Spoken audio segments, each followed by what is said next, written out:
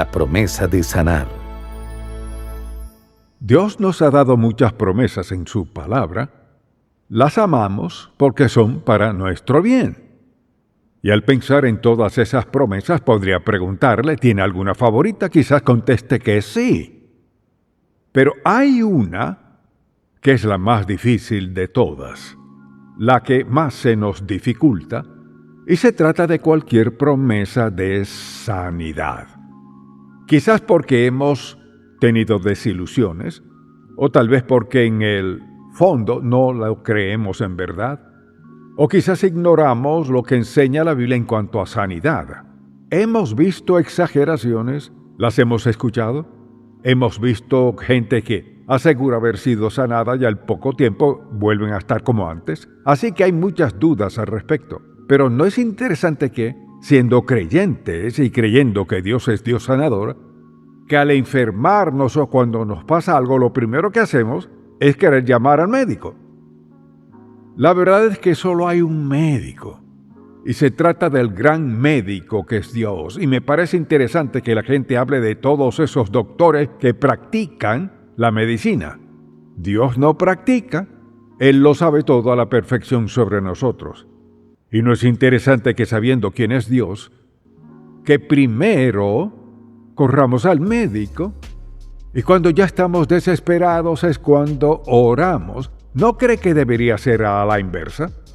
Que primero vayamos a Dios y luego, no porque Dios no pueda sanarnos, sino que por alguna razón lo atrasa, o si nos manda al médico, la historia cambiaría. No me opongo, los médicos son necesarios, Dios lo llama. Es interesante que el apóstol Pablo, tan consagrado que era, con la gran fe que tenía, uno de sus compañeros fue el doctor Lucas, quien le acompañó en la cárcel en una ocasión. Entonces, ¿qué del tema de la sanidad? O sea, si en verdad creemos que Cristo es quien dice ser, que Dios es el gran sanador, ¿por qué no ir a Él primero? Pero Dios sigue dedicándose a sanar y sigue dedicándose a hacer milagros, y lo hace conforme a su voluntad y en su tiempo perfecto.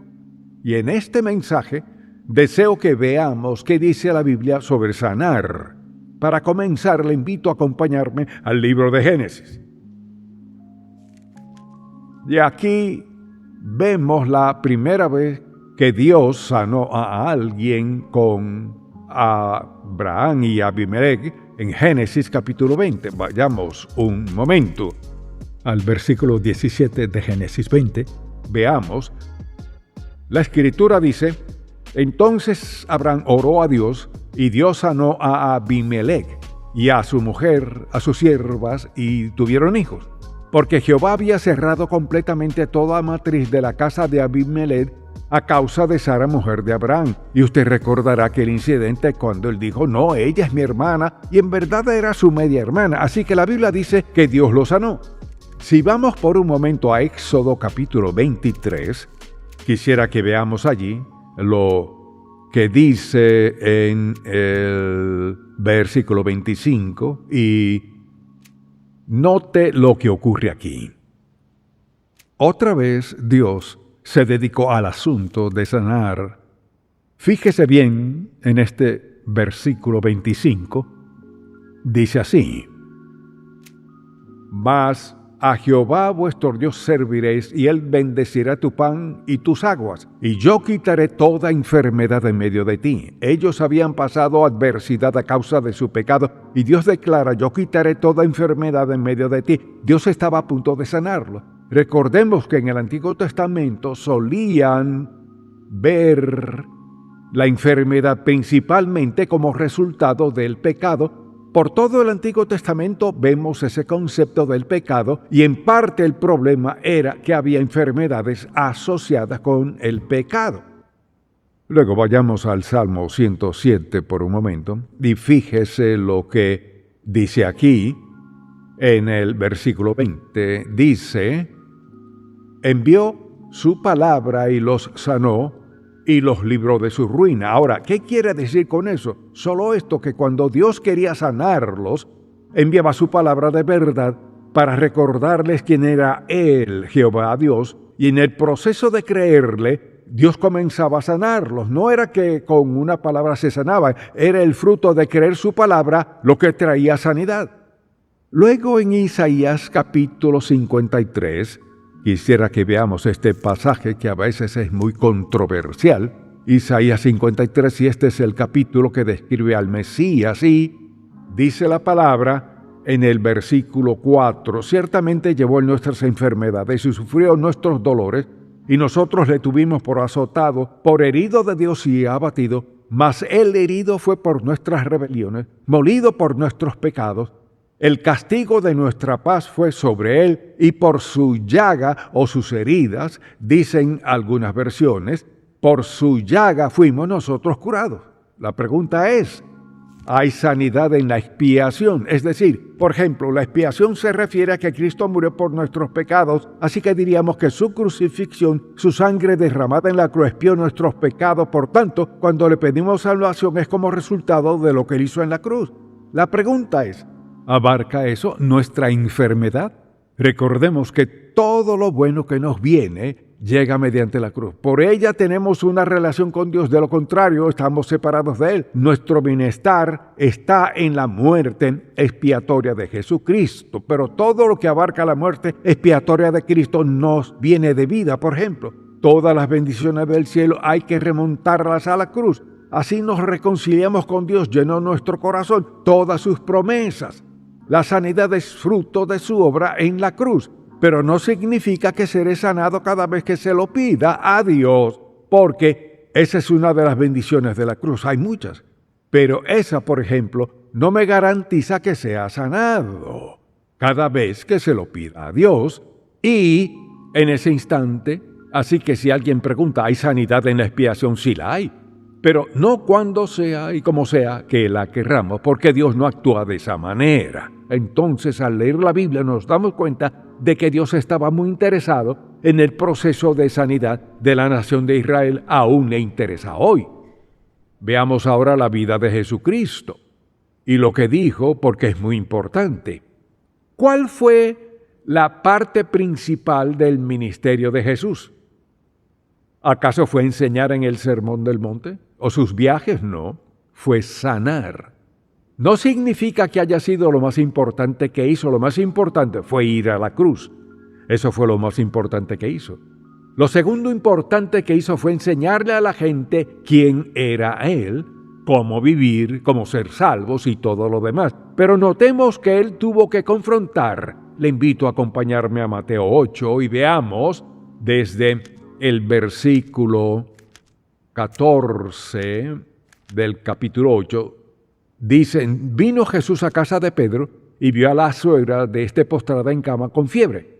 Y tocó su mano y la fiebre la dejó. Y ella se levantó y le servía. Mire, la Biblia dice que solo la tocó y la fiebre la dejó. Recuerda a la dama que se acercó a él sin que la viera. Había mucha gente moviéndose, dando empujones, lo tocaban. Y Jesús sintió que salió poder divino de él. Cuando ella tocó tan solo el borde de su manto, eso sería como tocar el ruedo o el dobladillo del pantalón de un hombre o el vestido de una dama. Él lo sintió. Así que Cristo se dedicaba a sanar individuos, pero no solo sanaba individuos, sino también a multitudes de personas. Si nota aquí en este capítulo 14, el versículo 34, lo que dice de las multitudes y lo que sucedía, veamos lo que dice la Biblia. Y terminada la travesía vinieron a tierra de Genezaret. Cuando le conocieron los hombres de aquel lugar, enviaron noticia por toda aquella tierra alrededor y trajeron a él todos los enfermos y le rogaban que les dejase tocar solamente el borde de su manto, y todos los que lo tocaron quedaron sanos. Una y otra vez vemos a Cristo haciendo lo mismo, o sea, a donde sea que iba, le seguía una multitud. Y esto es muy importante por lo siguiente. La razón por la cual él sanaba a individuos y a multitudes es porque esa era la manera de Dios de comprobar quién era él en verdad, que no era otro predicador más de paso por el pueblo, era el Hijo de Dios para poder grabar eso en sus mentes, para que quedara claro sin lugar a duda que Jesucristo era el Mesías que habían estado esperando todos estos cientos de años. Así que el Señor Jesús sanaba una y otra vez y lo hacía en toda clase de circunstancias. Y, como dijimos, su propósito principal no era sanar, eso era una parte. Pero el fin primordial cuando sanaba era demostrar que Él era el Mesías, el Hijo de Dios, el Salvador. Entonces, al preguntarnos ¿qué impacto tiene esto en mi vida?, Él sigue sanando. La verdad es que hoy por hoy muchas personas son sanadas y los médicos no tienen explicación alguna. Así que deberíamos estar a la expectativa de que Dios haga lo inusual. Deberíamos anticiparlo. Por ejemplo, ¿qué les enseña a sus hijos? Les enseña, bueno, Jesucristo solía hacer esto. ¿Se detiene allí? Al enseñarles de Jesucristo, solo les cuenta historias y les dice, así era Él, esto solía ser, pero ¿qué de hoy? Quizás sea porque no le permitimos obrar en nuestra vida, que no instruimos a nuestros hijos a creer desde muy pequeños que Jesucristo es quien dice ser, que Él es quien siempre ha sido, quien siempre será, porque no cambia, porque uno de sus atributos es que Él es inmutable, Él es Dios, y no necesita cambiar porque el tener perfección total y absoluta y todo poder, ¿qué hay que cambiar? Todo conocimiento, poder y perfección. Jesucristo todavía sigue sanando a la gente. Primero su espíritu, su alma y luego su cuerpo físico. Veamos un momento a los apóstoles. Recuerda que Pedro y Juan fueron temprano al templo a orar y se encontraron a un hombre acostado en la entrada del templo. Dice en Hechos 3, y era traído un hombre cojo de nacimiento a quien ponían cada día a la puerta del templo, que se llama La Hermosa, para que pidiese limosna de los que entraban en el templo. Al verlos quizás pensó, esta es una oportunidad de recibir algo mejor. Miró al apóstol Pedro y le dijo que quería algo, pero Pedro le dijo, no tengo plata ni oro, pero lo que tengo te doy. En el nombre de Jesucristo de Nazaret, levántate y anda. Levántate y anda. Esto me encanta. Seguramente se sorprendió. ¿Qué quieres decir con levántate y anda? Ni siquiera puedo pararme, mucho menos caminar. Dice la Biblia que Pedro, tomándole por la mano derecha, le levantó y al momento se le afirmaron los pies y tobillos. Se puso de pie y entró al templo saltando y danzando. En ese momento, mucha atención, Pedro le dijo, levántate y anda. Sabía lo que sentía. Solo necesitaba un poco de aliento, una ayudita. A veces al leer este pasaje pienso en cuánta gente necesita tan solo una ayudita. Confía en Dios, alentarlos, animarlos a hacer lo que Dios quiere y ser lo que Dios quiere que sean. Sucedía lo siguiente, y considero el hecho de que la reputación de Pedro era tal que dijeron, Él viene y ni siquiera tienes que tocarlo. Solo hay que dejar que su sombra te alcance. Y será sanado. Así que sanar era un asunto importante en aquel tiempo. Felipe, por ejemplo, cuando el Señor le llamó y comenzó a predicar, enseñar y a sanar a la gente, Dios comenzó a obrar. Así que sanar era la manera en que Dios captaba la atención del mundo y la enfocaba en Jesús y en la iglesia primitiva, porque esas dos cosas seguían sucediendo. Ahora, es interesante que el apóstol Pablo, aunque no pensaría que habría sido el sanador por excelencia, en el libro de los Hechos, solo una vez aparece que Pablo sanara a alguien. Y tenemos que ir hasta el final del libro de los Hechos, capítulo 28. Hasta aquí no hay evidencia de que Pablo haya sanado a nadie. Y observemos lo que dice Hechos 28, leamos desde el versículo 7. En aquellos lugares había propiedades del hombre principal de la isla llamado Publio, quien nos recibió y hospedó solícitamente 3 días. Y aconteció que el padre de Publio estaba en cama enfermo de fiebre y de disentería, y entró Pablo a verle. y después de haber orado, le impuso las manos y le sanó. Mire, esta fue la única vez. Alguien dirá, pero si Pablo era seguidor de Cristo y si sanó a este hombre, ¿por qué no sanó a todas las demás personas? Bueno, nos da la respuesta en 1 Corintios capítulo 1. Vayamos un momento a 1 Corintios 1. Pablo escribe a los corintios y les explica lo que sucedía. Les dice, desde el versículo 14, dice: doy gracias a Dios de que a ninguno de vosotros he bautizado, sino a Crispo y a Gayo, para que ninguno diga que fuisteis bautizados en mi nombre. También bauticé a la familia de Estéfanas, de los demás no sé si he bautizado a algún otro. Pues no me envió Cristo a bautizar, sino a predicar el Evangelio, no con sabiduría de palabras para que no se haga vana la cruz de Cristo. Entonces lo que quiso decir fue que Dios no le llamó a bautizar, sino a enseñar la verdad de su palabra. Tampoco le llamó a sanar. Imagínese si Pablo hubiese tenido un ministerio de sanar. Primero, quizás no habría parado en la cárcel. Y segundo, de no haber estado preso, quizás no tendríamos sus epístolas. El apóstol Pablo comenzó a enseñar la verdad. Mire, su ministerio para el mundo era explicar la vida de Jesucristo, el propósito y el plan de Jesucristo. Sabemos más de Dios y de cómo actúa en el corazón humano como resultado de la vida del apóstol Pablo más que ningún otro.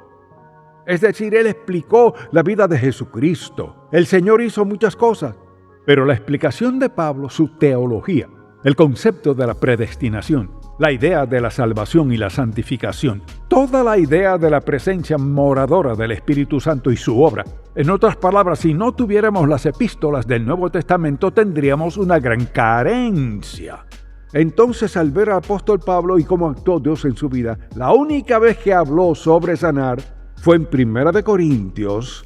Vayamos al capítulo 12 y veamos aquí en este capítulo 12, donde Pablo explica de los dones espirituales y habla de los distintos ministerios, distintos dones, conocimiento, fe y todo lo demás. Veamos el versículo 9, a otro fe por el mismo Espíritu y a otro dones de sanidades por el mismo Espíritu. Mucha atención, si está escuchando, dígame. Habla de dones de sanidad. Nadie tiene el don de sanidad. Dios da dones de sanidad. Digamos que usted ora por un amigo y Dios lo sana. ¿Le dio Dios a usted el don de sanidad? No. Él le dio a la otra persona un don de sanidad mediante usted. Ninguno de nosotros es autosuficiente para hacer lo que Dios nos llama a hacer. Necesitamos las oraciones de otros. Por eso, y hablaremos de esto en Santiago capítulo 5, habla de llamar a los ancianos de la iglesia para orar por ellos. Todos necesitamos que oren por nosotros. Si vemos a Pablo, no pasó tiempo sanando. De hecho, dice por ejemplo en 2 Timoteo 4, que dejó a uno de sus amigos. Escuche lo que dice: saluda a Prisca y a Aquila y a la casa de Onesíforo. Erasto se quedó en Corinto y a Trófimo dejé en Mileto enfermo. De haber tenido algún don de sanidad, no lo habría dejado enfermo. Y junto a eso, ¿cómo describe Pablo a Lucas? Escribe: amado Lucas. Lucas era médico y en una ocasión estuvo con él en prisión. ¿Por qué cree que Lucas acompañó a Pablo? Porque sabía que Pablo tenía ciertos achaques. Desde luego recuerda que el apóstol Pablo hablaba de su aguijón en la carne y todo el mundo en el ámbito teológico ha tratado de descifrarlo. Supongamos que haya sido alguna dolencia física, Dios tampoco lo sanó. Mire, esta es la clave. Uno no deja de orar porque Dios no sane algo al pedírselo. Uno debe preguntarle: ¿qué tienes en mente, Señor? ¿Por qué no me has sanado?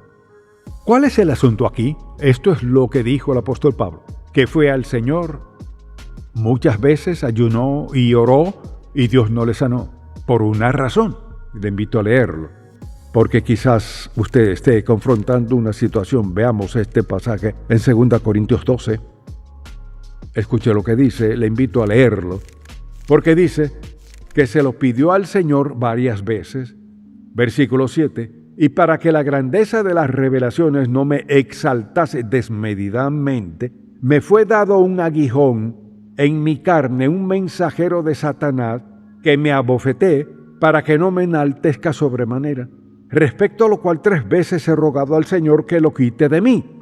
Y me ha dicho, bástate mi gracia, porque mi poder se perfecciona en la debilidad. Por tanto, de buena gana me gloriaré más bien en mis debilidades, para que repose sobre mí el poder de Cristo. Por lo cual, por amor a Cristo, me gozo en las debilidades, en afrentas, en necesidades, en persecuciones, en angustia, porque cuando soy débil, entonces soy fuerte. No tendríamos las epístolas que tenemos si Cristo hubiese sanado a Pablo al instante. Dijo, he aprendido a contentarme cualquiera que sea mi situación. Y él se encontraba en una situación adversa físicamente y muchos otros aspectos. Entonces, al enfermarnos, si Dios no nos sana, hay que preguntarle, Señor, ¿qué planeas hacer? ¿Acaso significa que Dios no nos ama? ¿Quiere decir que hay pecado en su vida? No necesariamente.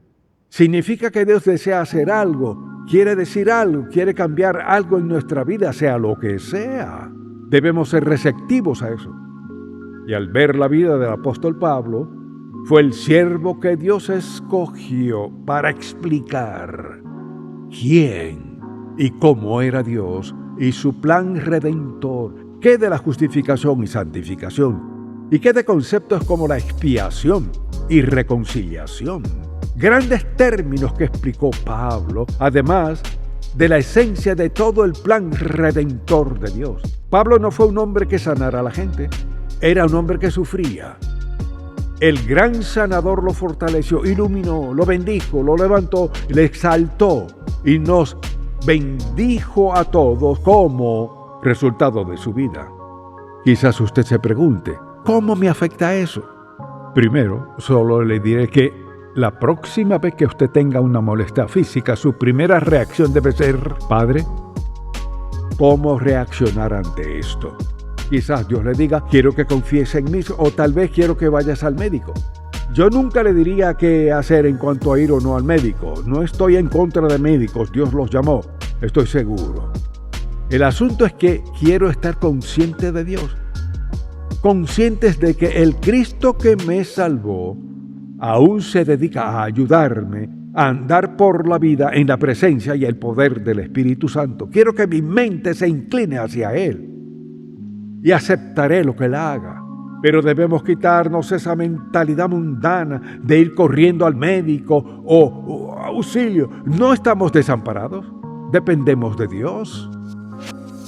Cristo es mi Salvador, mi Señor, mi amo y mi sanador. Él no ha cambiado. Es una expresión de su amor. Entonces pregúntese, ¿confío en Dios? Mire, quizás usted esté dispuesto a confiar en Dios en algo material, pero no sé de algo que sea más material que esto. Sé que es material. ¿Puedo confiárselo a Dios? Claro, porque Él es Dios, es su Padre Celestial. Pido que el Espíritu Santo hable a su corazón y ponga su mente en Dios.